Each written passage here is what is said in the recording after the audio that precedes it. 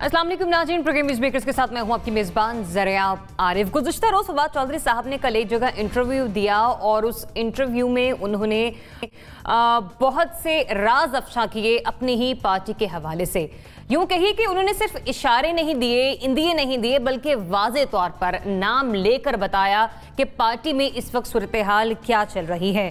Party रहनुमाओं की होने वाली जो उनके दरमियान जो होने वाली रस्साकशी है, जो सियासी चपकलिश है, उसके हवाले से गुफ्तगू करते हुए उन्होंने नाम लिया जहांगीर तरीन खान का, उन्होंने नाम लिया शाह महमूद कुरैशी का, उन्होंने नाम लिया असद उमर का। लेकिन सूरत हाल अगर हम देखें तो उनके बयान के बाद ऐसा लग रहा है कि पाकिस्तान तहरीक इंसाफ की हुकूमत को, प्राइम मिनिस्टर इमरान खान को अपने इत्तेहादियों से ज़्यादा शायद अपनी पार्टी के आपसी इख्तलाफात हैं जो कि उन्हें काम करने नहीं दे रहे खुलकर, जो कि हुकूमत के लिए कहीं ना कहीं प्रॉब्लम बन रहे हैं। माजी में भी बनती आई और मुस्तकबिल में भी अगर ये हालात ऐसे चलते रहे तो बहुत सारी परेशानियां खड़ी कर सकते हैं। इसी सूरत हाल के बरक्स मफाहमत के बादशाह जनाब आसिफ अली जरदारी साहब का एक बयान मंजर-ए-आम पर आता है जिसमें वो कहते हैं कि जाले मुत्तहिद रहें, जल्द अच्छा वक्त आने वाला है। अब पाकिस्तान पीपल्स पार्टी के लिए मुस्तकबिल करीब में वाकई कुछ अच्छा होने जा रहा है या फिर हालात की संगीनी को देखते हुए उन्होंने एक सियासी बयान दागा है और उनके इस बयान की जो वक़्त है वो एक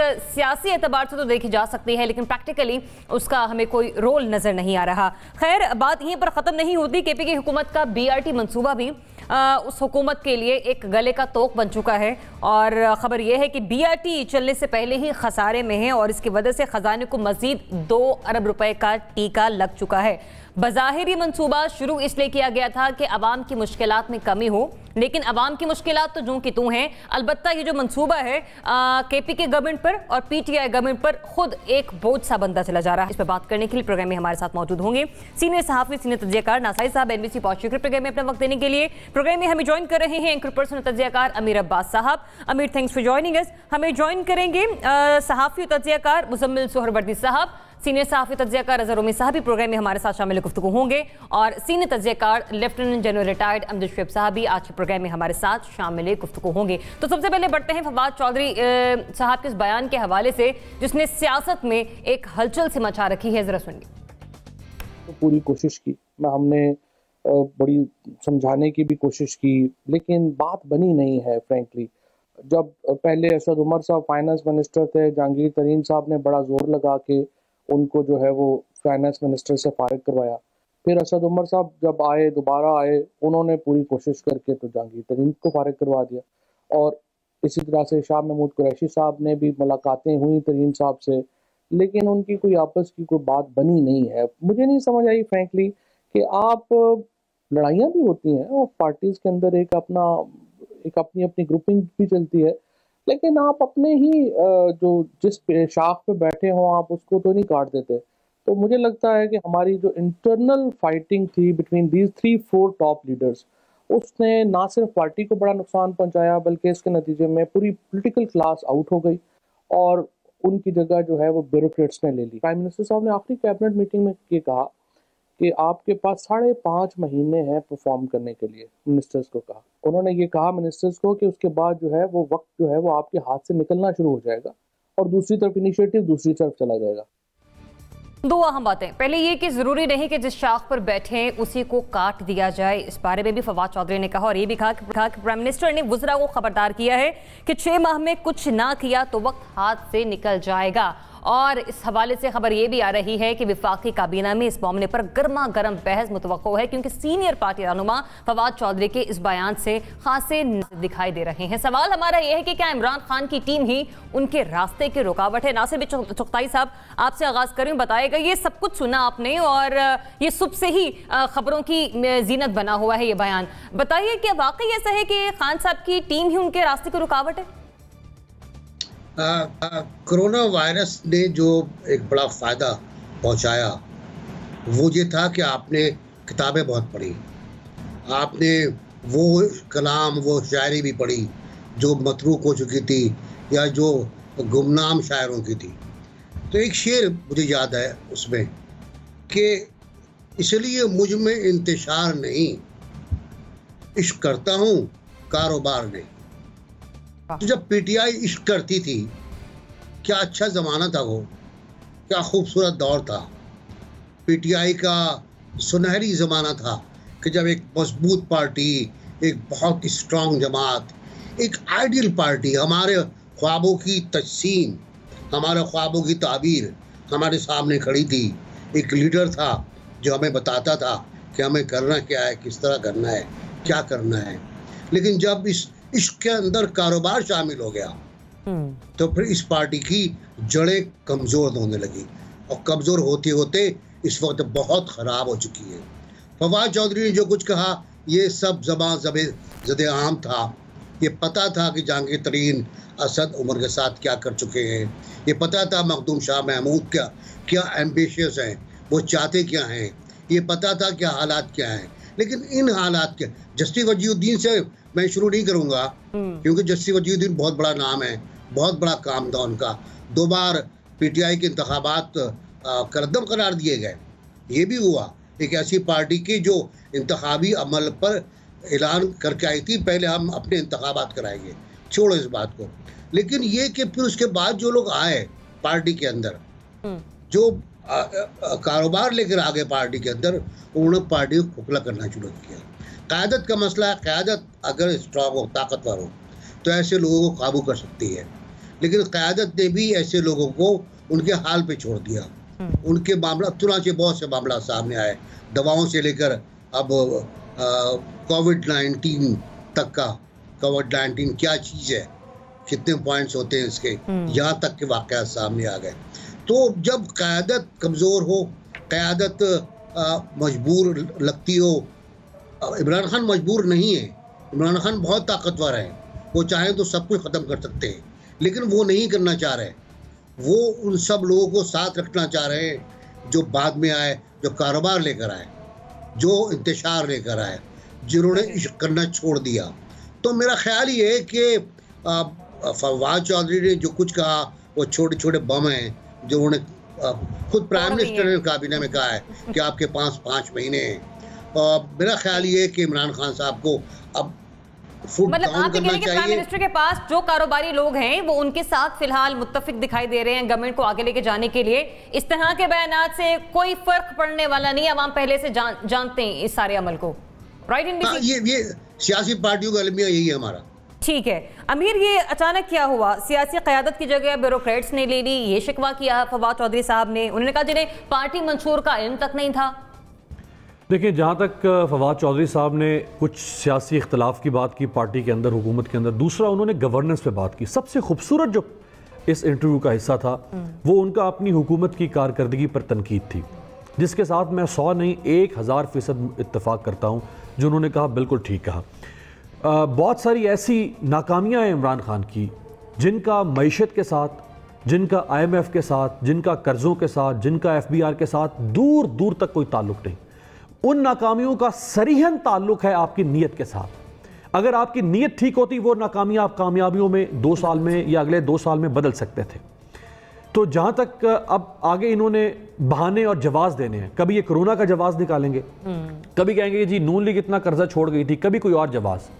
तो history does not remember excuses. तारीख सिर्फ आपको याद रखती है कि अगर आप कामयाब थे या आप नाकाम थे। तारीख आपके भोंडे किस्म के जवाबों को याद नहीं रखेगी। एक बात, जहाँ तक पार्टी के अंदर इख्तलाफ का ताल्लुक है, देखें आपको अपनी सियासत को समझना पड़ेगा। जो पाकिस्तान का सियासत है, पाकिस्तान की सियासत में 2 तरह के सियासतदान हैं। एक वो हैं कि जो सर्विस के लिए सियासत में नहीं आते हैं, जो आते हैं चौधराहट के लिए, जो आते हैं हेजमोनिक डिज़ाइंस के साथ कि हम अपने हलके में, अपने इलाके में अपनी धाक बिठाएंगे, जो आते हैं अपनी इल गॉटन मनी या अपने सियाद धंधों को, अपने घिनौने कामों को, कारोबारों को, वारदातों को रियासत के जरिए सियासत का रास्ता इस्तेमाल करके तहफ़्फ़ुज़ देने के लिए, और जो आते हैं अपनी एक क्लाउड पैदा करने के लिए ताकत और इक़्तिदार के नशे में बदमस्त होकर। इनका जो तर्ज़ सियासत है वो मुख्तलिफ है दूसरे धड़े से जो आता है सर्विस के साथ, जो आता है अपना तन मन धन कुर्बान करने के लिए। देखें तारिक अजीज, जिसने अपनी सारी जायदाद जाने से पहले उसने कहा मैं रियासत पाकिस्तान के नाम करता हूं। अब ये जो दोनों तबके हैं, इनका तर्ज सियासत बिल्कुल 180 के जाविये पर मुख्तलिफ है। जो दूसरा तबका है वो आटे में नमक से भी कम है पाकिस्तान के अंदर। हमारे यहां जो वाज़ेह अक्सरियत है वो पहले तबके से ताल्लुक रखती है, चूंकि उनके मोटिव्स ही कुछ और होते हैं सियासत में आने के लिए, लिहाजा वो जिस भी हुकूमत में शामिल होंगे, जिस भी जमात में शामिल होंगे, वो रखने डालेंगे। क्यों? क्योंकि जहां पे उनके मफादात को जद पहुंचती हुई नजर आ रही होगी, और उनका मफाद क्या है कि उन्होंने ताकत, इख्तिदार और इख्तियार के नशे में बदमस्त होकर इस मुल्क के ऊपर हुक्मरानी करनी है। वही चीज हमें तहरीक इंसाफ में भी है, वही हर पार्टी के अंदर आपको ऐसे लोगों की का गलबा नजर आता है। क्योंकि दोनों के समत मुख्तलिफ है, लिहाजा जब तक ये तर्ज सियासत इस मुल्क में रहेगा, सर्विस ओरिएंटेड जब तक पॉलिटिक्स नहीं होगी, तब तक आपको पार्टियों के अंदर तोड़फोड़ भी नजर आती रहेगी और पार्टियों के अंदर ही आपको एक दूसरे के खिलाफ बगावत भी नजर, मतलब मफादात पूरे हो रहे हैं, काम चल रहा चला है, जो ये रखना डालते हुए आपको नजर नहीं आ रहा। इसको सुन के जहां पेट पे लात पड़ेगी वहां सब बुरा हो जाएगा। जनरल साहब, बिस्मिल्लाहिर्रहमानिर्रहीम। देखिए, जो कुछ फवाद चौधरी ने कहा, जैसे एनबीसी कह रहे थे, बहुत सारा तो उसको पहले भी पब्लिक में आता रहा, अखबारों में भी छपा, हमें पता था। जो इन फाइटिंग या थोड़ी टसल जो अंदर मौजूद थी वो मुख्तलिफ वक्तों पे सरफेस करती रही, लेकिन उसका पब्लिक में लेके आना, इस तरह बात करना, वो जरा पार्टी के नुक्ता निगाह से अगर देखें तो वो एक गैर जिम्मेदाराना हरकत है।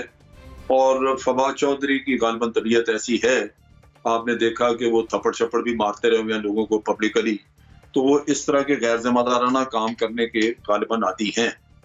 लिहाजा पार्टी के अंदर मजीद खींचातानी शुरू होगी। और जो आपने अभी बात की कि जो सीनियर लीडरशिप है उसमें काफी गम गुस्सा है, और वो इस चीज को, सो नेचुरली गम गुस्से का मतलब ये है कि इस पे बहस छिड़ेगी और पार्टी के अंदर मजीद प्रॉब्लम्स आएंगी। लेकिन सूरत हाल ये है, जो समझने की बात है वो ये है कि कुछ खामियां जो उसने बताई, या कुछ हम भी जो नोट करते हैं और बताते रहते हैं, वो हकीकत है। और उसमें बदकिस्मती से ये पार्टी उन मसाइल को हल नहीं कर सकी, और उसमें मैं समझता हूँ इमरान खान की रिस्पॉन्सिबिलिटी निस्बतन ज्यादा है एक लीडर की हैसियत से, वो जिम्मेदार है। मिसाल के तौर पे अगर कंप्रोमाइजेस किए हैं मुख्तलिफ चीजों में, करप्शन के मामले में कंप्रोमाइजेस किए हैं, या पॉलिटिकल कंप्रोमाइजेस हैं, या गैर जिम्मेदाराना किस्म के मुतालबात दूसरी पार्टियों के मान के, और आज आप एक होस्टेज बने हुए हैं कोलिशन पार्टीज के, तो ये तो फैसले इमरान खान ने किए होंगे ना। और फिर जो सबसे इम्पोर्टेंट चीज है, और फवाद ने भी ये इंडिकेट की, कि आपने एक जफर मौज रखी अपने एडवाइजर्स की, और एडवाइजर में बारहा दुनिया उनके नाम ले चुकी है जो खुद मशकूक हैं, या जिनके ऊपर अपने बाज़ इल्जामात हैं, या वो वेस्टेड इंटरेस्ट की पार्टीज हैं जिनके अपने मफादात हैं। आप उनको कैसे लेके साथ चल रहे हैं? नेचुरली उनकी मौजूदगी में अगर आप उन्हीं को सुनते हैं और वो आपके ज्यादा करीब हैं, तो लाजमी बात है कि जो पॉलिटिकल फिगर्स हैं या जो इलेक्टेड लोग हैं दरमियान में, उनमें एक फ्रस्ट्रेशन आएगी कि हमारी सोच कुछ मुख्तलिफ है, क्योंकि पॉलिटिशियन है तो उसके पॉलिटिकल जो उसका फॉल आउट है वो देखते हुए उन्होंने बात करनी है। तो जो एडवाइजर्स हैं वो टेक्निकल लोग हैं, टेक्नोक्रेट्स हैं, वो तो इन चीजों को नहीं सोचते। नतीजा ये है कि आपके डिसीजंस, आपके जो भी आप स्टेप्स लेंगे, वो हो सकता है कि बात पब्लिक में बाहर पॉपुलर ना हो और आपके लिए मसाइल पैदा करें। और इनके साथ साथ ये है कि जैसे फवाद ने कहा कि जी पहले जहांगीर तरीन ने कहा तो उसके कहने पे इसको निकाल दिया असद उमर को, फिर असद उमर ने कुछ कहा तो उसने जहांगीर तरीन। इससे लगता है कि इमरान खान कानों के भी बड़े कच्चे हैं कि कोई भी उनके कान में आके फूंक मार सकता है और अपनी मर्जी का फैसला करवा सकता है उनसे। यह चीज भी एक लीडर के लिए बहुत ही मैं समझता हूँ कि डैमेजिंग चीज है। आप लोगों के इशारों पे, कहनों पे अगर चलते रहें तो इसका मतलब है कि आप अपनी अकल इस्तेमाल नहीं कर रहे। मतलब आप पार्टी इख्तिलाफात को समझ रहे हैं, मतलब आप रिस्पॉन्सिबल समझते हैं, रिस्पॉन्सिबिलिटी डाल रहे हैं इस चीज पर कि जो गवर्नमेंट चलाने का तरीकाकार है। ये चीजें जो है नहीं, इससे उनकी गवर्नेंस और परफॉर्मेंस में तो फर्क पड़ा, लेकिन ये चीजें जो हैं ये किसी को अच्छी नहीं लगेंगी। पार्टी में इंतशार होगा, लाजमन इसमें इंतशार होगा। exactly. और ये चीजें रुकावट पहले भी बनती रही होंगी और आगे शायद इनको ज्यादा हैजर्डस हो, ये चीजें ज्यादा इनके लिए रुकावट बने जो पार्टी के अंदर का माहौल है। रज़ा रूमी साहब, क्या एनालिसिस देंगे आप? वाकई ये खबरें तो पहले भी गर्दिश कर रही थी, आज फवाद चौधरी साहब ने ये बयान दे के तस्दीक कर दी, मोहर सब कर दी इस पे। देखिए, जैसे कि बाकी पैनलिस्ट ने कहा कि ये इंतहाई यूं समझिए अफसोसनाक एक बाब है हमारी हालिया तारीख का और हमारे हाल का, कि जहां पर एक ऐसी पार्टी जो इक़्तिदार संभालती है जब मुल्क में मईशत जो है वो बड़ी तेजी से गिर रही हो और उसके बाद जो है एक आलमी वबा जो है वो उसका सामना करना पड़ा हो और उस हुकूमत के अंदर जो है वुज़रा और इस कदर इन फाइटिंग और रस्साकशी जारी है, तो फिर ये जो है काबीना या ये पार्टी ये अवाम के मसाइल किस तरह हल कर सकेगी? ये अवाम को तो यही मैसेज जाएगा ना। और जहां तक आपके सवाल का ताल्लुक है कि क्या ये इमरान खान साहब की टीम ने उनको नीचे कर दिया, देखिए जनरल साहब ने बिल्कुल सही कहा है, लीडर जो होता है सबसे पहली जिम्मेदारी उसकी जाती है कि आखिर क्या वजह है कि ये रस्साकशी वुज़रा के दरमियान जारी है।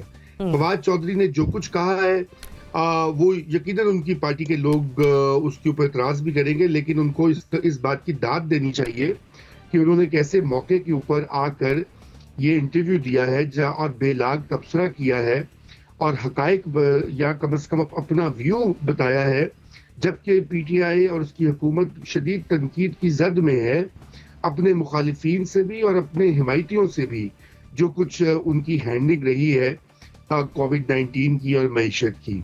तो उसमें अब आप ये बताइए कि ये सारी बातें होती हैं कि जी वो इमरान खान के लोग गलत आ गए। असद उमर और जहांगीर तरीन तो अव्वल टीम है इमरान खान साहब की, उसका हिस्सा हैं। तरीन साहब तो सबसे करीबी उनके मुशीर और उनके जो है हर तरह से उनके सहूलतकार जैसे कहना चाहिए कि उनके तैयारे भी वो इस्तेमाल कर रहे हैं, उनकी एडवाइस भी ले रहे हैं। उन्होंने गवर्नमेंट्स बनाने में सारा रोल सबके सामने है, इंडिपेंडेंस को जमा करने में। और असद उमर साहब उनके स्टार एडवाइजर थे पहले से, उन्हीं का तो सबको बताया गया था कि जब वो आएंगे असद उमर वजीर खजाना बनेंगे तो मुल्क में कैसी काया पलट जाएगी। और अब ये हमें मालूम पड़ा है कि एक ने दूसरे को निकलवाया और दूसरे ने फिर एक और को निकलवा दिया। और आज क्या सूरत हाल है कि जहांगीर तरीन साहब अमलन पार्टी से आउट हैं और असद उमर जो है वजीर खजाना नहीं है, प्लानिंग के मिनिस्टर हैं, ठीक है, वो एक रोल अदा कर रहे हैं, लेकिन उनका वो रोल नहीं है जो इन्विजिट किया था पीटीआई ने। तो यहाँ पर फिर किसका जिम्मा ये किसका ठहरा? ये इमरान खान साहब की अपनी वही पॉइंट आ गया ना कि फवाद चौधरी साहब को क्रेडिट भी दे दिया, मुनफरिद शख्सियत है, यकीनी तौर पर जो वो करते हैं पार्टी में वो दूसरा कोई करता नहीं है। लेकिन बात वहीं पर आ जाती है कि जो उन्होंने पर्दे उठाए, जिस तरह से राज अफशा किए, इससे नुकसान होगा? मतलब ये चीजें खान साहब की अपनी ही टीम के रास्ते में रुकावट डालेंगी? मेरे ख्याल से रुकावट नहीं डालेंगी। ये डिपेंड करता है कि इसको किस तरह से लिया जाता है। अगर तो इसके ऊपर गमो गुस्सा वो जैसे कहा जा रहा है उसका इजहार होगा, फिर तो ये रुकावट भी बनेगी और मजीद मामला खराब करेंगे। लेकिन अगर फवाद चौधरी की बातें सुन रहे हैं इमरान खान साहब और उनकी दीगर पार्टी के अफराद, तो अभी भी इस्लाह का वक्त है और कोर्स करेक्शन जैसे कहा जाता है अंग्रेजी में, उसका वक्त है और वो बिल्कुल ठीक कर सकते हैं। सवाल ये कि ये लोग क्यों आपस में खींचातानी कर रहे हैं? इमरान खान जो है वो क्यों इनको इजाजत देते हैं? ठीक है, पॉइंट ऑफ व्यू आपका आ गया। मुजम्मिल सरवरदी साहब, आपकी तरफ आऊंगी, बताइएगा ये चल क्या रहा है पाकिस्तान तहरीक इंसाफ की अपने ही अंदर, ये पार्टी के अंदर जो कुछ हो रहा है, खान साहब की टीम ही उनके रास्ते में रुकावट बन रही है? वो एनबीसी ने एक शेर सुनाया है, मैं जवाब में शेर एक कहना चाहता हूं उनको कि कहीं की ईंट कहीं का रोड़ा, जहांगीर तरीन ने ये खूब कुंभा जोड़ा। तो सवाल ये है कि ये जो कुंभा है ये जहांगीर तरीन ने जोड़ा है, वो किंग मेकर हैं। किंग चाहे इमरान खान है, किंग मेकर जहांगीर तरीन है। इमरान खान वज़ीर आज़म नहीं बन सकते थे अगर जहांगीर तरीन पीछे ना होते। जहांगीर तरीन ने नाअहलियत का तौक भी गले में लगाया, पहना है तो इमरान खान को वज़ीर आज़म बनाने के लिए पहना है। जहांगीर तरीन ने अपने तमाम वसाइल, अपनी तमाम चीज़ें झोंक दी हैं इमरान खान को वज़ीर आज़म बनाने के लिए। होना तो ये चाहिए था कि जहांगीर तरीन की पीटीआई में वही पोजीशन होती जो नून में शहबाज शरीफ की है नवाज शरीफ के बाद। लेकिन गेम ऑफ थ्रोन्स में चूंकि जहांगीर तरीन इमरान खान का ब्लड नहीं थे, सके भाई नहीं थे, सुतेले थे, दूर रिश्तेदार नहीं थे, लिहाजा उनका सियासी कत्ल हो गया है। लेकिन जहांगीर तरीन अपना सियासी कत्ल माफ़ करने के लिए तैयार नहीं है। फवाद चौधरी ने जहांगीर तरीन की तरफ से तबले जंग बजाया है कल। आप ये समझें, इससे पहले भी 4 MNA जहांगीर तरीन के हक में बयान दे चुके हैं। पंजाब के 2 वजीर और 1 एडवाइजर्स ने, जब इमरान खान ने उनको हटा दिया, जब शहबाज गिल ने ट्वीट कर दिया कि उनको निकाल दिया गया है, उसके बाद जहांगीर तरीन के साथ मुलाकात की और उस मुलाकात की तस्वीरें ट्वीट हुई। तब भी बहुत डिस्प्लेयर उन वज़रा और एडवाइजर्स को दिया गया कि आप जहांगीर तरीन को क्यों मिले हैं, लेकिन जहांगीर तरीन लंदन में आराम से नहीं बैठे हैं। जो लंदन पहुंच जाता है ना, वो फिर सियासत करने के लिए पहुंच जाता है। लंदन पाकिस्तान का पॉलिटिकल न्यूक्लियस हब है। जो फवाद चौधरी ने कहा है वो जहांगीर तरीन का तिबले जंग है, और इमरान खान को समझ आ गई है कि कैबिनेट के अंदर भी और बाहर भी जो जहांगीर, चूँकि PTI में 2 ही सियासत हैं, एक प्रो जहांगीर तरीन, एक एंटी जहांगीर तरीन। कुछ लोग, ज़्यादातर लोग जहांगीर तरीन के साथ हैं, कुछ लोग जहांगीर तरीन के ख़िलाफ़ हैं। जो जहांगीर तरीन के ख़िलाफ़ हैं उनका इमरान खान को वज़ीर आज़म बनाने में कोई क्रेडिट नहीं है। इमरान खान उनकी वजह से वज़ीर आज़म नहीं बने, चाहे शाह महमूद हों, चाहे असद उमर हों, चाहे और लोग हों। लिहाजा फवाद चौधरी जहांगीर तरीन के वज़ारत आला के उम्मीदवार थे, इसलिए उन्होंने MPA का इलेक्शन लड़ा। वो जहांगीर तरीन की वजह से ही फवाद चौधरी की वजारत बच गई, चाहे साइंस एंड टेक्नोलॉजी पे चली गई। लिहाजा मैं समझता हूँ कि जहांगीर तरीन ने इमरान खान को कल दोबारा चैलेंज दिया है। मैं बेशक लंदन चला गया हूँ, खेल अभी खत्म नहीं हुआ। और ये मतलब खेल है, और जहांगीर तरीन ये भी बताना चाहते हैं कि वो चौधरी निसार नहीं है। वो चौधरी निसार नहीं है कि अकेले पार्टी से निकल जाएंगे। वो जावेद हाशमी नहीं है कि अकेले पार्टी से निकल जाएंगे। वो शाह महमूद कुरैशी नहीं है कि पीपल पार्टी से अकेले ही निकल जाएंगे। जहांगीर तरीन ये बावर कराना चाहते हैं कि उनके साथ एक विनिंग हॉर्सेस हैं, और ये विनिंग हॉर्सेस जो है ना, इन जहांगीर तरीन के विनिंग हॉर्सेस की तादाद MQM, PMLQ और दीगर इत्तेहादियों के नंबर से ज्यादा है। लिहाजा जब जहांगीर तरीन के विनिंग हॉर्सेस एक तरफ जाएंगे तो आप समझें एक साइजेबल ग्रुप एक तरफ जाएगा। तो इसको दूसरी तरह देखें।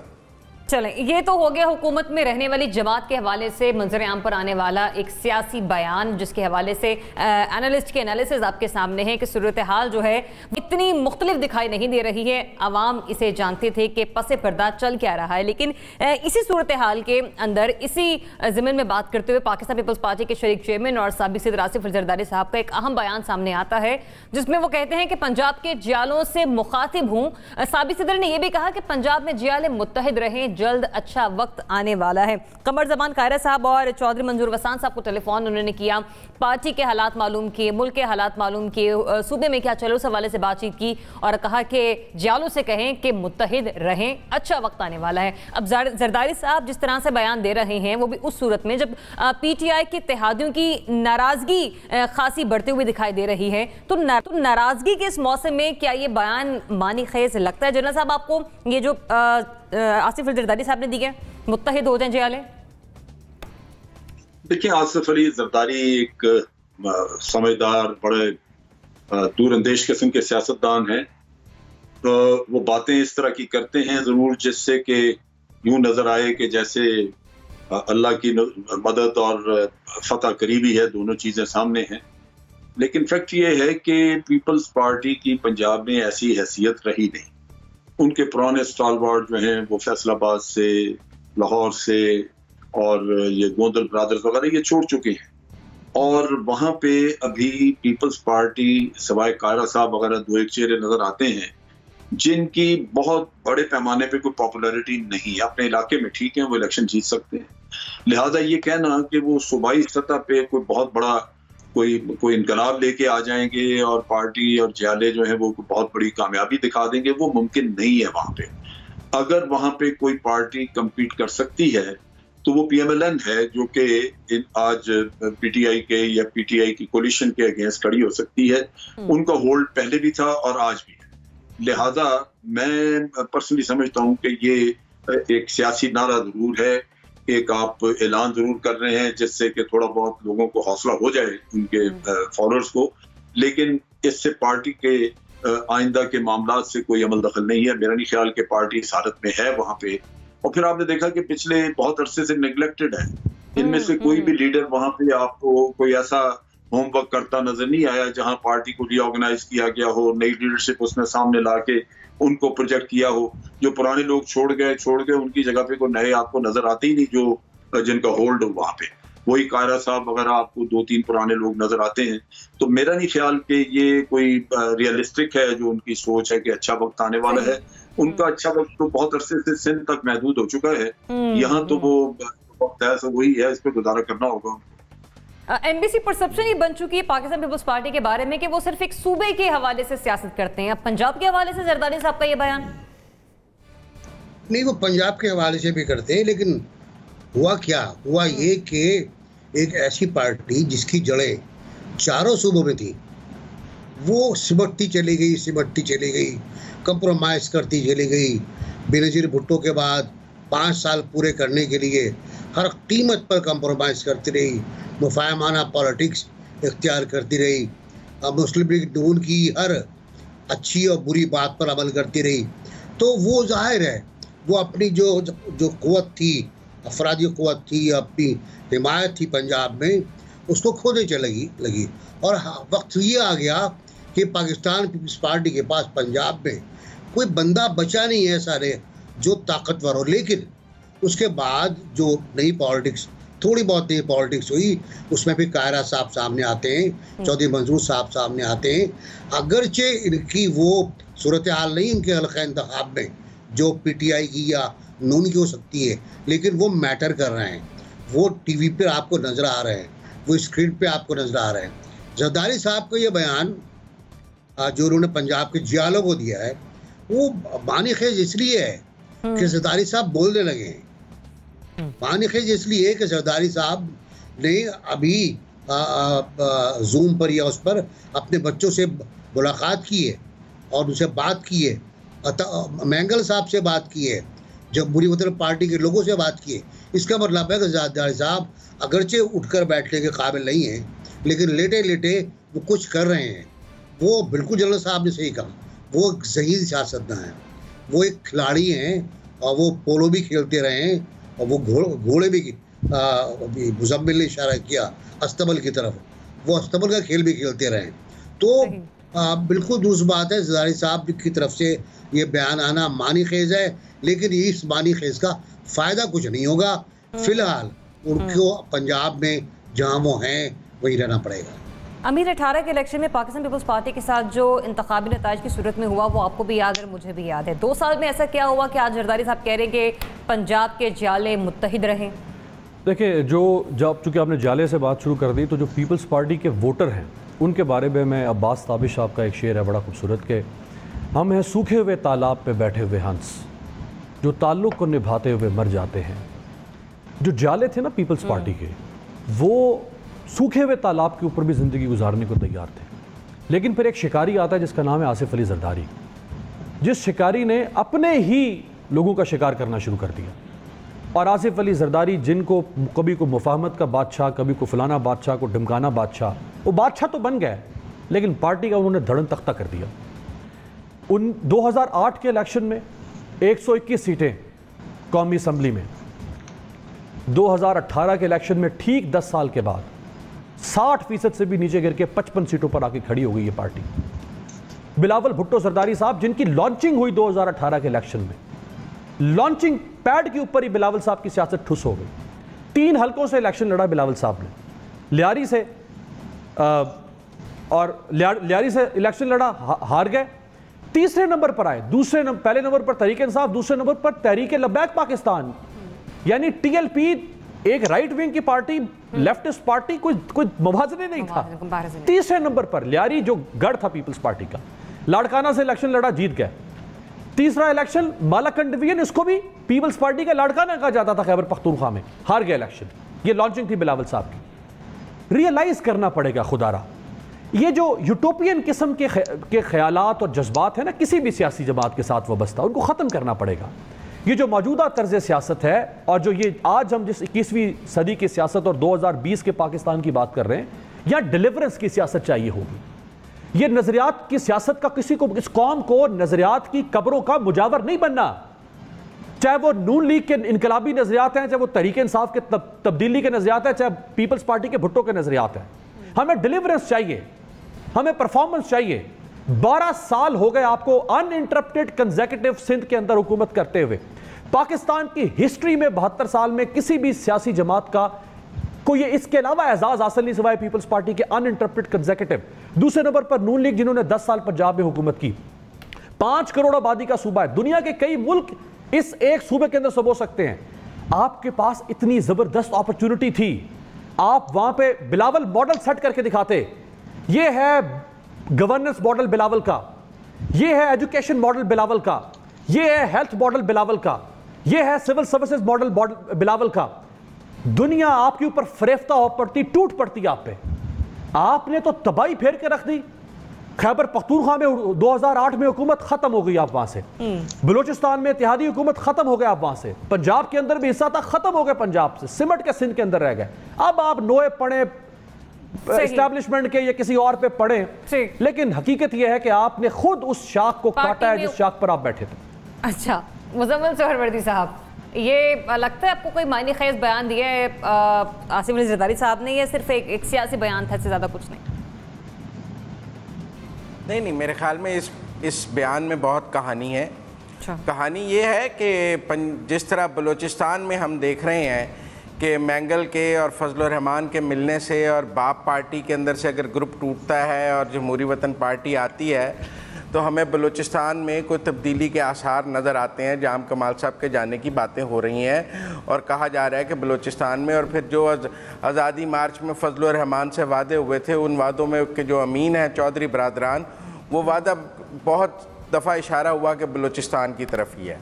अब सबको पता है चौधरी बरादरान इस वक्त इमरान खान के साथ स्पीकिंग टर्म्स पे नहीं हैं और नून लीग के साथ उनके CBMs जारी हैं। कभी चौधरी बरादरान नून लीग की तरफ जाते हैं, कभी साद रफ़ीक और भाई जो हैं मिलकर नून लीग को इनको मिलने आ जाते हैं। कल हमजा शहबाज पीपल पार्टी के सारे MPs को मिले हैं।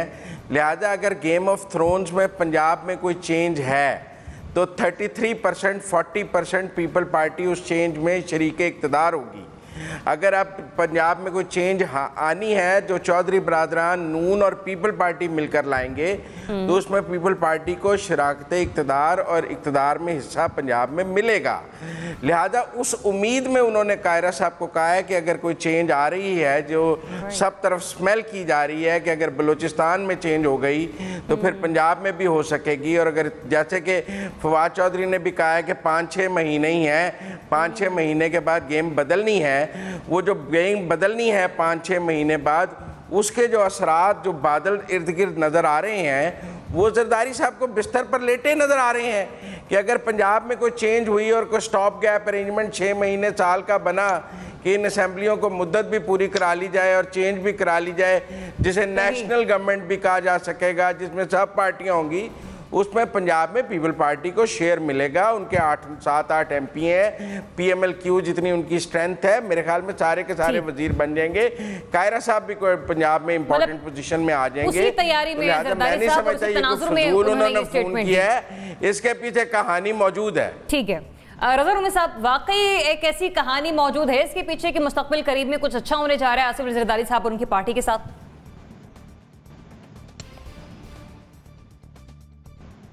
रज़ा रूमी साहब, देखिए बात यह है कि ये एक सियासी बयान भी है और मेरे ख्याल से अपनी पार्टी को के मोराल जो है उसको जरा बूस्ट करने का एक सिलसिला भी है। इसमें तो कोई शक नहीं है कि पीपल्स पार्टी की वो पोजीशन पंजाब में नहीं रही जो कभी हुआ करती थी, और उसमें बहुत सारे अवामिल हैं, कुछ का जिक्र किया अभी हमारे पैनलिस्ट ने, लेकिन जो सबसे अहम तब्दीली हुई है पंजाब में, वो पंजाब में समाज जो है वही बदल गया है पिछले 20-25 सालों में। जो खसूसन जो सेंट्रल पंजाब है वो अर्बनाइज हो गया है, वहाँ पे एक बड़ी तादाद में मिडिल क्लास ने जन्म ले लिया है, और वो वोटर जो कि पहले पीपल्स पार्टी का वोटर हुआ करता था वो पुरानी जनरेशन का रह गया है। जो नई जनरेशन है उसको पीपल्स पार्टी के मैसेज में कुछ नहीं दिखाई देता या वो उससे रिलेट नहीं करता, और यही वजह है कि पीपल्स पार्टी को भी सोचना होगा कि अगर पंजाब में उन्होंने कुछ दोबारा कम बैक करना तो वो सिर्फ नारे और वादों और पुरानी है जो बातें और कहावतें, उनसे नहीं होगा। उनको एक मंशूर और एजेंडा पेश करना होगा। अब ये देखना, जो भी मैं थोड़ी सी ये बात करूंगा, जो भी गुफ्तगू हुई, अमीर ने बड़ी धुआंधार तकरीर की कि बात ये है कि ये सारी जो पार्टियों की परफॉर्मेंस होती है, किसी भी पार्टी की परफॉर्मेंस आइडियल नहीं है, चाहे वो नून लीग हो, पीपीपी हो, और अब पीटीआई का तो हाल सबने देख ही लिया है। ये सब तकाबुली जायजे ही होते हैं। जहां तक सिंध का ताल्लुक है, तो अभी कोरोना वायरस के दौरान ये बात भी सामने आ गई, आदादोशुमार यही बताते हैं कि सिंध ने पिछले कई सालों में सबसे ज्यादा कैपेसिटी जो है अस्पतालों की और हॉस्पिटल बेड्स की, उनमें इजाफा किया है। जहां पे खैबर पख्तूनख्वा में भी एक पार्टी की गवर्नमेंट है, 7 साल होने को हैं, 8 साल होने को हैं, और उन्होंने बहुत इनकलाबी सेहत और तालीम की बातें की थी, लेकिन वहां पे भी आप आदादो शुमार देख लीजिए ना, सिर्फ बातों पे और नारों पे नहीं जाइए। अब रही बात ये और यही आलम है कि ये वक्त लगता है, जमहूरियत जब मजबूत होती है, उसकी जवाबदेही के सिलसिले मजबूत होते हैं, पार्टियां इवॉल्व करती हैं, तो हमें जो है उस प्रोसेस को और अकाउंटेबिलिटी का जो कल्चर है उसको सपोर्ट करना चाहिए। लेकिन मसला ये कि हमारे यहाँ वो मिक्स हो जाता है। तो यही आलम जो है पीपल्स पार्टी का भी है कि आप आखिरकार पीपल्स पार्टी को पंजाब में वो पजीराई नहीं मिली है, स्पेशली पिछले इलेक्शन में तो बिल्कुल राउट हो गए वो। तो ये पीपल्स पार्टी ने उसके ऊपर सोचा भी नहीं है। लेकिन इसमें पते की बात ये है कि अवाम ने खुद अपना वर्डिक्ट दिया है। अवाम ने कहा है कि कौन उनके लिए रेलेवेंट है या नहीं है। जरदारी साहब आगे बदलने वाला मंजरनामा जो है वो भी भांप गए हैं और देख रहे हैं, और यकीनन उनका ये ख्याल है कि शायद इस तब्दीली, बदलती हुई सूरत हाल में मतलब तब्दीली सरकार में तब्दीली होते हुए वो दिखाई दे रहे हैं, लिहाजा उनके बयान में वजन आपको दिख रहा है। लेकिन प्रैक्टिकली अगर देखा जाए कि मुस्तकबिल करीब में उन्हें कुछ बड़ा अच्छा मिलने वाला है, तो वो वहां पर आसार कुछ कम नजर आ। बढ़ना नाज़रीन, ब्रेक की तरफ, ब्रेक से वापस आते तो बात करते हैं पीटीआई के बीआरटी मंसूबे के हवाले से।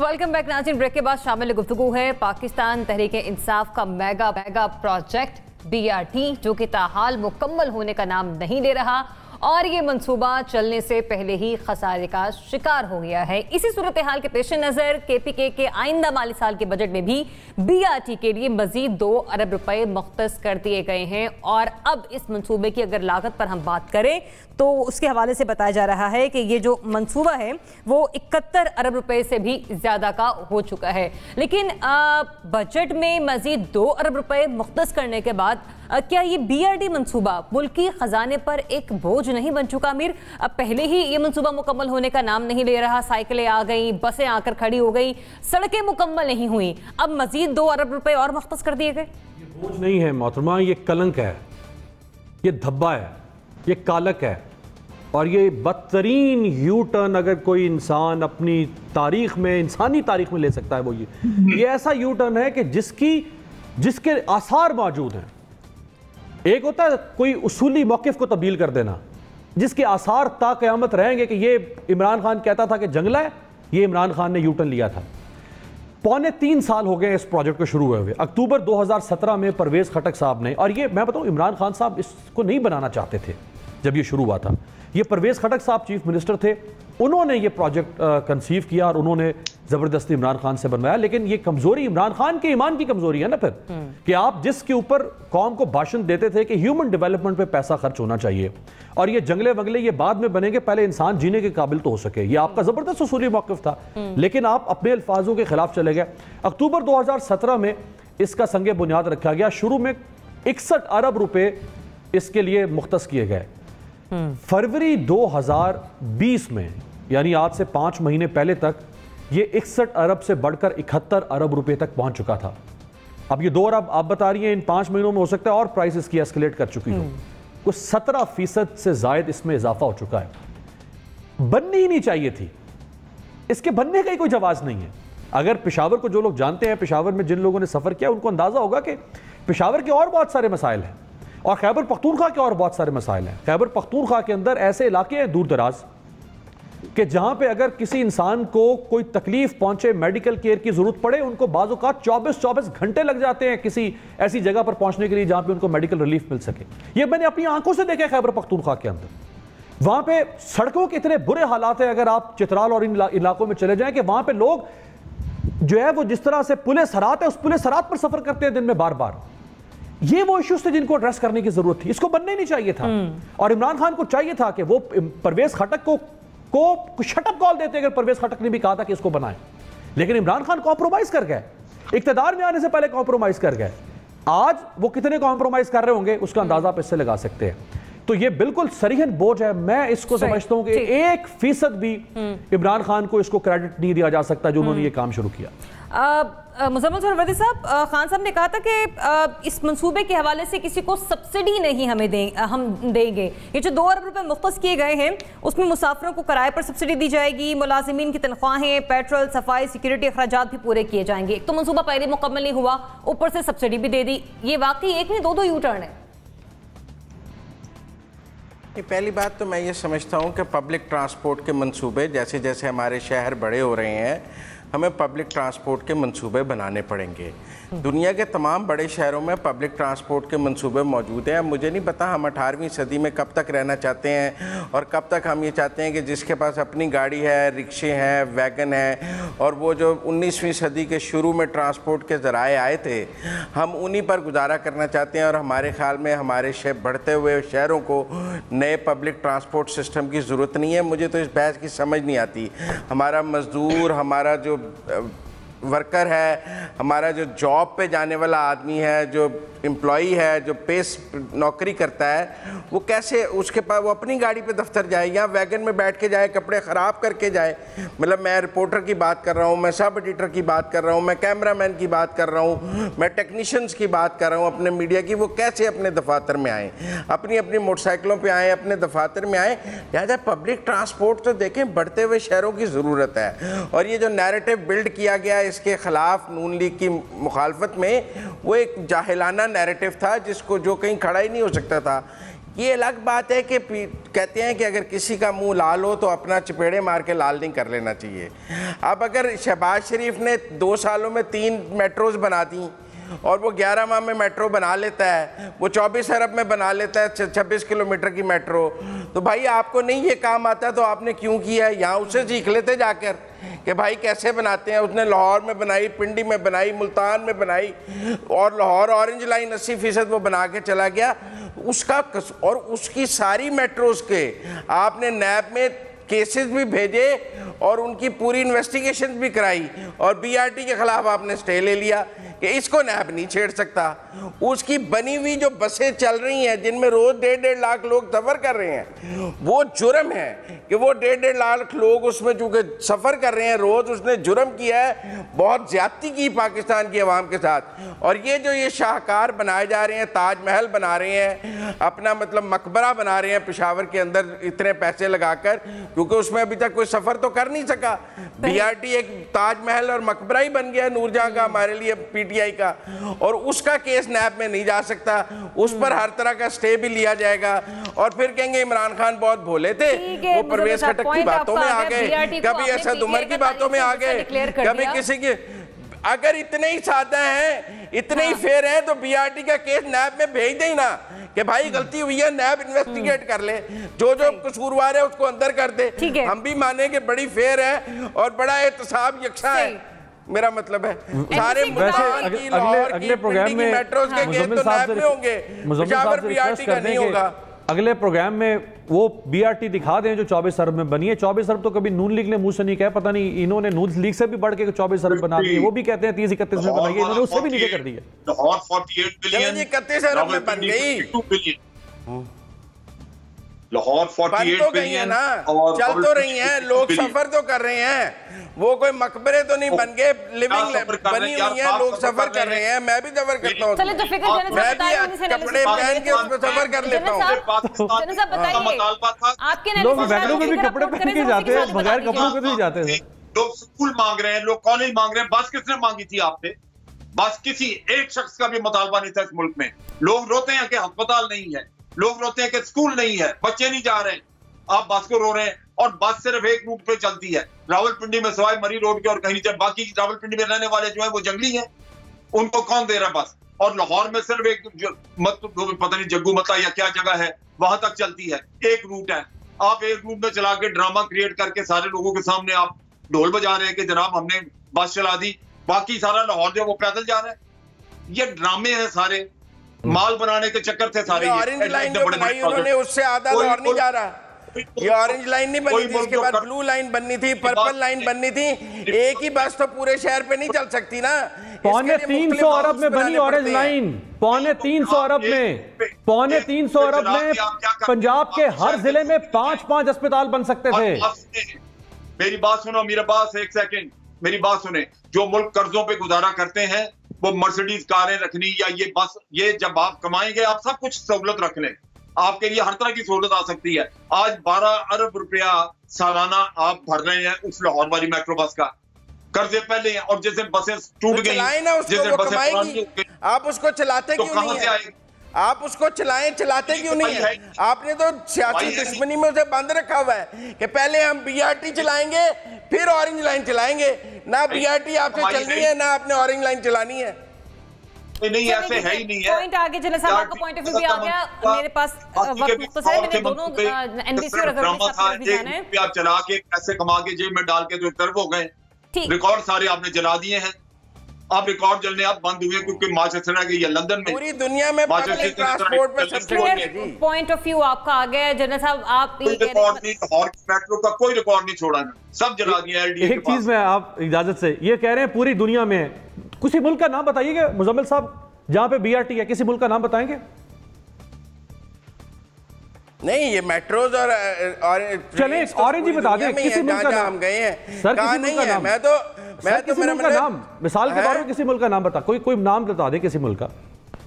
कासाब्लांका में है, मोरक्को चले जाएं, आप इंडिया में चले जाएं, 3 शहरों में मौजूद है। अच्छा, कासाब्लांका और मोरक्को में, कासाब्लांका और मोरक्को में बना रहा है भाई, कासाब्लांका और मोरक्को में अस्पतालों की सड़कों पर सीढ़ियों में बच्चे जन्म देती हैं। कासाब्लांका और मोरक्को में इमरजेंसी के अंदर 10 रुपए की सिरिंज भी नहीं मिलती है। कासाब्लांका और मोरक्को में 2.5 करोड़ बच्चे स्कूल से बाहर है। जनरल साहब, कौन सा कासाब्लांका और मोरक्को की आप कंपेयर कर रहे हैं? लोगों ने काम पे नहीं जाना, लोग पैदल सफर करेंगे। लोग जिएंगे तो काम पे जाएंगे ना। 2.5 करोड़ बच्चा स्कूल से बाहर, फैक्ट्रियों में 2.5 करोड़ बच्चा स्कूल से बाहर। पैदल चलना शुरू हो जाए। करें, टाइम मेरे पास कम है। मुझे एनबीसी और अजहर में साहब को पॉइंट कैसे सफर करें पाकिस्तान आपके आगे बस इसका मुझे आंसर दें। 2 अरब मजीद मुख्तस हुए, ये बोझ है खजाने पे या नहीं? ये सुन नो, फिर मैं एनबीसी के पास। बड़ा बोझ है, खजाने पर बोझ हो या ना हो, ये वाइंड अप करना चाहिए इनको, ये प्रोजेक्ट भी वाइंड अप करना चाहिए। यहाँ बन गया बस उतना काफी है। ठीक, एनबीसी। खजाने पर बोझ हो ना हो, इस पर इन्वेस्टमेंट हो चुकी है, इसको पूरा करना पड़ेगा आपको, वरना ये ढांचा खड़ा रहेगा और पेशावर तबाह रहेगा। दूसरे, ये जो कराची में आप छोड़ गए 21 महीने पहले ग्रीन लाइन, उसको खुदा खौफ करे पूरा कर दे, वरना कराची जो है उसका बेड़ा गरक रहेगा। पड़ गई है। अब जाहिर सी बात है यार, सही बात है। ये पेशावर वाले बेचारे परेशान हैं, कराची वाले परेशान हैं, खोद के चले गए, छोड़ गए, पूरा ही कर दे। कम से कम गुनाह करें तो लज्जत के साथ करें, गुनाह बेलज्जत ना करें। रज़ा रोमी साहब जी, देखिए बात ये है कि ये बीआरटीज जो हैं और अर्बन ट्रांसपोर्ट जो है वो आज की दुनिया में बहुत अहम है शहरों की तरक्की के लिए, उनके लोगों के लिए। ये इसकी जो भी सियासत हुई और ये गलत हुई कि पहले उसको जंगला बस कहा गया और उसके ऊपर पूरा बयानिया खड़ा किया गया, और उस बयानिए का आज खमियाजा पीटीआई ने भुगत रहे। इसीलिए कहते हैं कि आपको इतने दावे नहीं करने चाहिए और इतने बड़े बोलने बोलने चाहिए कि वो चीज़ आपकी गले आगे पड़े। ये जो पेशावर की बीआरटी है, ये पीटीआई के गले का एक सियासी और मालियाती तौक बन चुका है। हर 2 महीने बाद इसकी कॉस्ट में इजाफा होता है। पीटीआई की जो गवर्नमेंट है और उस पार्टी की जो मैनेजमेंट है उस सूबे की, क्योंकि उसके बारे में जितना कुछ पहले मीडिया में एक चीज आई थी कि केपी की गवर्नमेंट ने बहुत कोई कारनामे किए थे पिछले 5-7 सालों में, वो सारे के सारा जो वो असर है वो अब जायल हो चुका है, क्योंकि लोगों को अब वो जो सारी डगअप जगह है पेशावर में और जो इनकन्वीनियंस है वो दिखाई देती है। कॉस्ट तो अपनी जगह अलग एक बहुत बड़ी चीज है। और सबसे बड़ा आखिरी में आखिरी पॉइंट है कि सबसे बड़ी जो इसमें प्रॉब्लम है वो ये है कि इसके ऊपर जो माली बेज़ाब्तियां हुई, करप्शन हुई, उसको हाथ नहीं लगाने दिया गया, चाहे वो नैब हो, चाहे वो FIA हो, और बाकी हर किसी की चीज के ऊपर PTI ने ठीक है पॉइंट ऑफ व्यू आ गया और एक मुतफिका स्टेटमेंट के यकीनी तौर पर ये जो मंसूबा है वो खजाने पर बोझ है, जबकि एनालिसिस इस तरह से भी थे कि हमारे तज्ज़ियाकार खासे सीखपा हमें दिखाई दिए। इजाजत दीजिए, अल्लाह हाफिज।